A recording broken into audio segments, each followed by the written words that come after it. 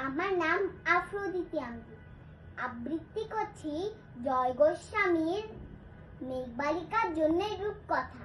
আমি যখন ছোট ছিলাম খেলতে যেতাম মেঘের দলে। একদিন এক মেঘবালিকা প্রশ্ন করলো কৌতূহলে, এই ছেলেটা, নাম কি রে তোর? আমি বললাম ফুসমন্তর। মেঘবালিকা রেগেই আগুন, মিথ্যে কথা, নাম কি আমার হয় কখনো? আমি বললাম নিশ্চয়ই হয়, আগে আমার গল্প শোনো।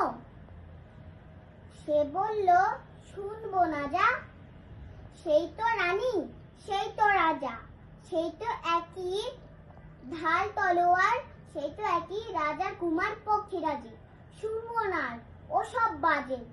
আমি বললাম তবে তোমার জন্য লিখবো নতুন করে, লিখবো তবে।